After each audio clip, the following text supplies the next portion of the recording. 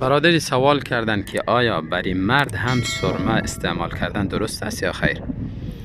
ولی برادر محترم، مردها هم برشان جواز داره که از سرمه استفاده کنند. رسول الله صلی الله علیه و سلم سرمه داشتن و از سرمه استفاده میکردن، سرمه میزدن و فواید بعضی انواع سرمه ها را بیان کردن که چشمه ها را روشن میسازد.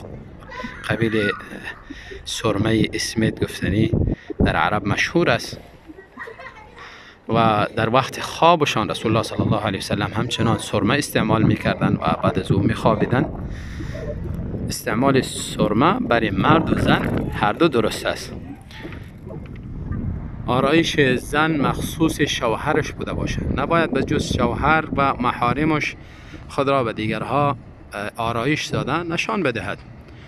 الله تعالی می فرماید ولا یبدین زینتهن الا لبعولتهن، و زنها زینت خود آشکار نکند مگر برای شوهرها و پدران و غیره محارم دیگری که در آیت ذکر است، مگر برای از آنها درست است که زینت خود، آرایش خود نشان بدهد.